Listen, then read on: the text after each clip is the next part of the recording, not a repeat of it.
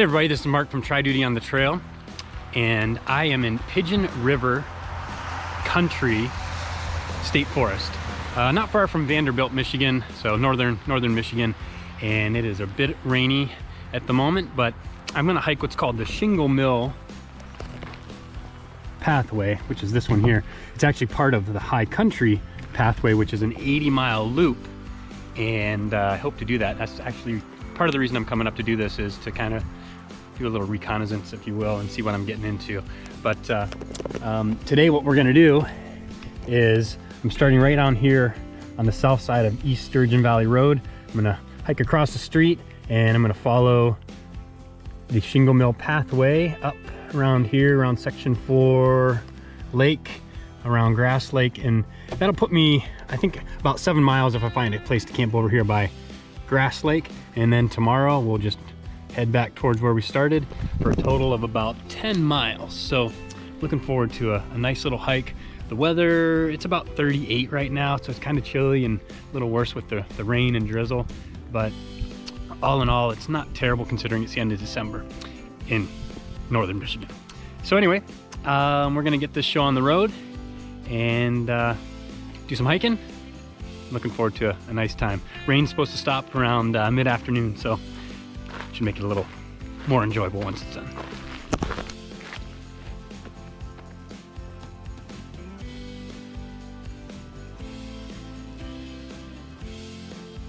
So one of the things that's really cool about this area is this particular area has the largest elk herd east of the Mississippi River.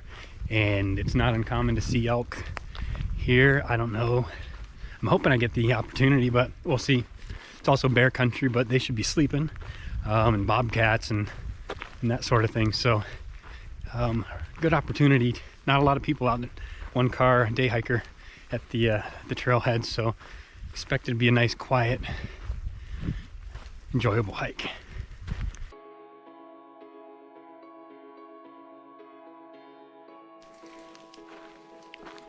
Which way do we go? Number 2. We want to go to number 3. We're gonna go straight on up. Let's go.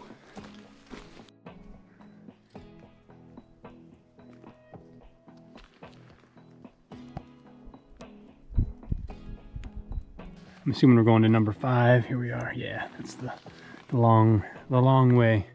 All right, off we go. And here's the Pigeon River. Very cool.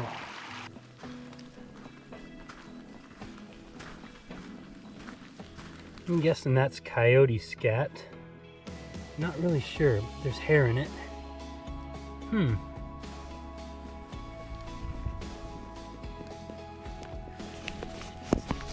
Now all of a sudden I'm hearing all kinds of things around me that aren't actually there.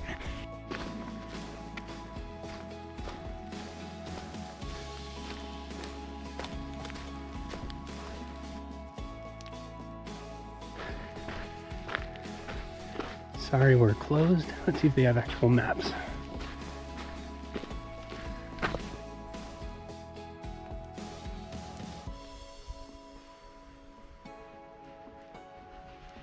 Discovery Center back there. We're headed out on the pathway. Let's go.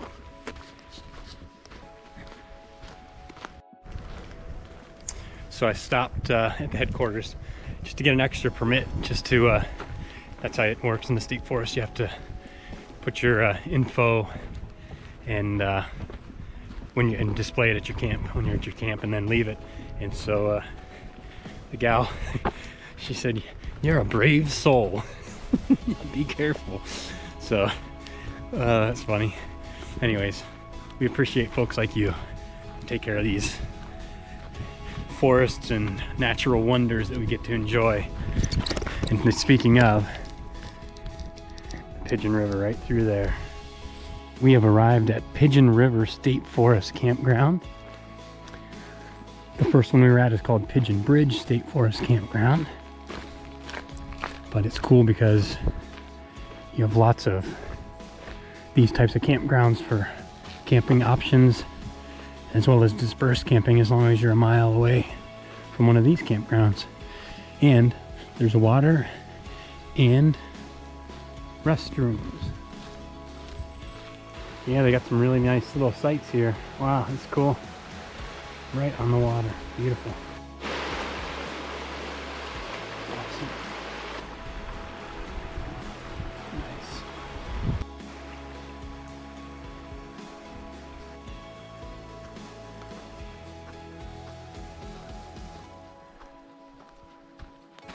Hey, what do you know? I'm guessing we're taking a right, since we like to do the hard stuff. We're at 6. We want to go to 7 right there. And 7 is to the right. All right. That means the most difficult. All right, let's do it. All right, so we're already a little over 4 miles in, and this is really a fantastic trail. I can't believe I didn't get out here sooner. This is awesome. Short bit ago, there was a deer that walked out on the trail in front of me, probably 30 feet or so in front of me. We just stared at each other. At first I thought it was an elk. I was like, yeah, and then I was like, ah. But just love the wildlife and being able to get to see them. So now I need to stop jabbering, so maybe I'll see some. All right, so we just arrived at this intersection right here, and this is the longer loop here, but I really want to go to section 4 lake. I've heard some really nice things about it, and it's supposed to be a pretty cool place. So generally I would take the longer route because I don't know why, but we're gonna go the 10-mile route, and so we'll stop at section 4 lake, and then we'll scoot up here and then try to find a place over here somewhere and camp for the night. We have arrived at section 4 lake. So this is actually a sinkhole, and apparently it's at least 50 feet deep. And part of the reason they don't want people camping here is, I guess there's research and studying going on with the actual sinkhole itself, but it looks like people have camped here anyway, so not surprising. Not surprising. Anyway, this is cool. I mean, the water just has an interesting look to it, like that turquoise. You can see it over there in particular. It's really cool. Nice little path down to the lake, so let's go. Nice. Section 4 lake. Not sure where they come up with these names. Man, but look at that color. It's so cool.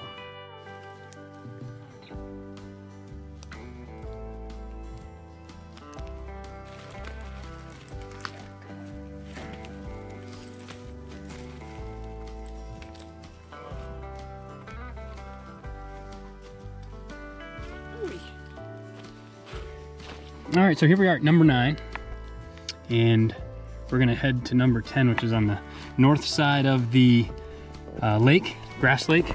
And once we get on the west side of the lake, we'll start looking for a place to camp. So let's get to it.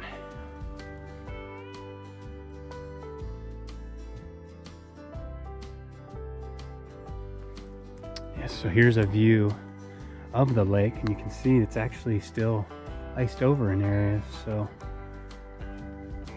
shouldn't have any trouble getting water though. It's nice that they put these boards out, but I tell you, when they're wet, they are slick as ice. I almost fell on my head just a second ago, so almost safer to walk down below, honestly. Oh, cool, there's an overlook over there. Let's go have a look at that. Just came up a little bit of a hill. We're at number 10, which number 10's right up here. So let's go have a look at the overlook. Well, this is the Grass Lake Overlook. Was that disappointing or what? Sheesh. Okay, let's go. All right, so this is where we say goodbye to the high country pathway. We'll head down this way. But I'll be back to do the high country pathway. 80-mile loop. 70 to 80 mile loop, depends who you ask. But it's only 3 hours from my house, and this is just a taste of it. I mean, I gotta come back and do this. Looks awesome. Very, very cool. Just past Grass Lake Road. Grass Lake is right over here to my left, and we should be coming up on a place to camp here pretty soon. I'm about 7.2 miles in, so I'm hiking since about noon, and it's 2:30, so we kind of ripped those miles out pretty quick. It's just a really, really cool place, and like I said before, I can't believe I haven't been here earlier. It's awesome.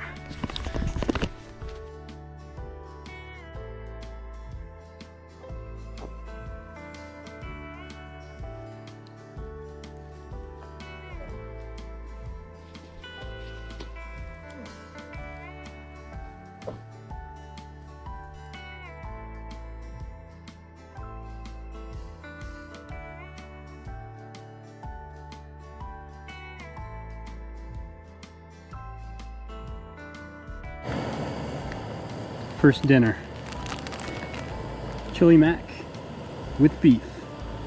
So it's about 3:30, 3:35 I think actually, and went almost 8 miles, about 7 3/4, and cooling off now.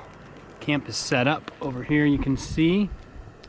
Got the porch out, so we're gonna be able to hang out under there if I need to. If it starts raining again, it's mostly quit, so we're good. But my daughter got me a bear canister for Christmas. My daughter and my son actually went in together, and got some stickers of some of you guys on here. There's Dave and Cool Quest and Eli. So anyway, it's certainly overkill, but I wanted to use it. Bears should be sleeping, and it's just extra weight that I carried in, but it's convenient. I don't have to run a bear line, which I would have. I tend to err on the side of caution, but just gonna have some dinner. I haven't had lunch or really even breakfast, so I'm pretty hungry. So we'll eat this up and then kind of see how the day goes and take it from there. The official thermo drop temperature is 39 degrees, so wet and chilly. Speaking of chilly, let's eat some of this. Al dente, like usual.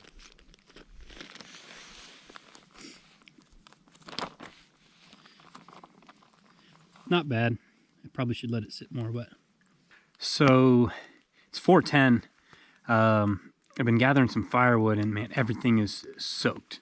So it's one of those, give it the old college try, and I don't want to waste a lot of time and effort if there's really no chance. But we'll give it a shot and see. It's 5:03 is sunset, so got almost an hour before the sun officially sets, but it's just been a kind of a cloudy, overcast, now kind of misty, drizzly day. And we're going to make the best of it. Well, I have a feeling this is not going to be pretty. We're going to pull out all the stops.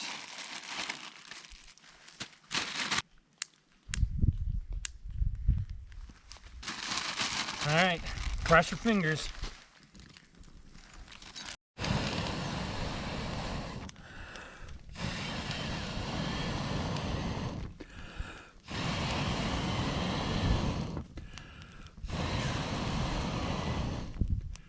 Well, it is not going well. Everything is so wet. Not sure if it's worth the effort or not, but it's how it goes sometimes. So it's about 6:30, and just been hanging out in the tent, staying out of the rain and keeping my feet warm and that. Normally I really enjoy spending time at camp, and it's been kind of a bummer. I really enjoyed the hike, and then to get here, and it looked promising when the rain slowed down, and now it's just continued to just drizzle enough to kind of be annoying. So probably maybe have some snacks in that, and have some intermittent service. So might be able to call home. I hope so, but if not, I have my satellite communicator. But otherwise, just try to stay out of the rain and enjoy the rest of the evening. So we'll see you in the morning. Running, you think Cleveland? What do you think about it? Jim Brown. That's right. To the outside again. Now trying to cut it back, but the Jets are there to smother him at the line of scrimmage. So it's about 7 o'clock on day number 2 here. It has been drizzling all night long, and it's just everything outside is soaked. So nice and cozy. I've just been laying here for the last couple hours, just kind of not wanting to get up, but time to get going. We're gonna get out of here and just got a few miles back to where we started.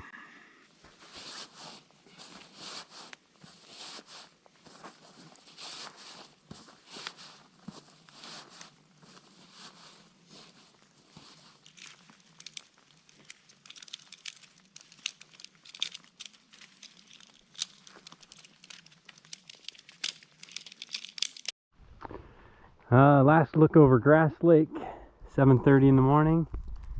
Nothing to see because it's dark and drizzly and rainy. All right, here we go. And looks like we found our blue blaze, so we're on the trail. Let's go. So the sun's trying to come out. We still got a lot of drizzle. Wants to be snow. It just feels like it's hitting like it's going to be snow once it cools off a little bit. But an uneventful walk this morning. So this whole area here is Ford Lake. Nothing happening this morning. It's pretty calm, peaceful. All right, so we're at 14, which is right here. And we are actually headed toward number 1, right down here by the parking. So we want to go to the left, this way. All right, off we go.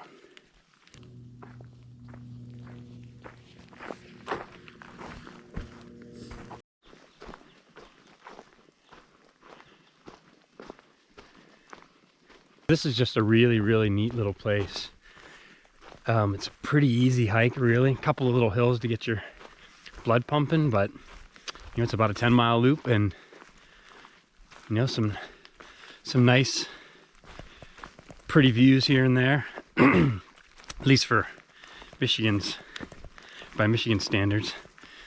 And it's really quiet. I think it's a hidden gem for sure. And I definitely look forward to coming back and spending time in the state forest here, and spending time on the high country pathway.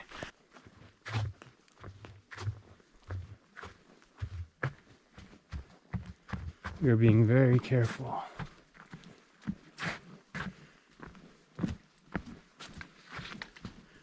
Seems to go on for quite a while. This boardwalk just goes and goes and goes. I'm actually walking down next to it because it's so slippery. Had a couple of near wipeouts, so thought maybe it was best that I stay down here. And there seems to be a lot of prints that could be deer or could be elk. They're just all over around here. It's just so kind of swampy and marshy that it's easy to get a good print. So I have kind of this eerie feeling that I'm being watched, and it's probably just all the wildlife taking bets on how many times I'm gonna fall. So what's the over-under on this idiot hiker? How many times he's gonna fall on this thing?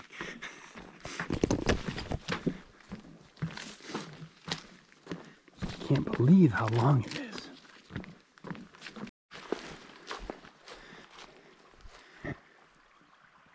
can't resist stopping to look at the water.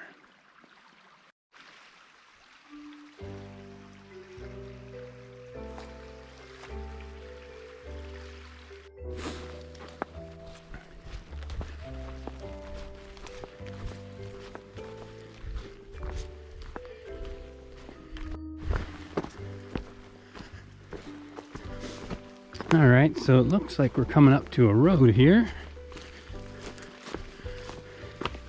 See if we can't figure out what we're supposed to do.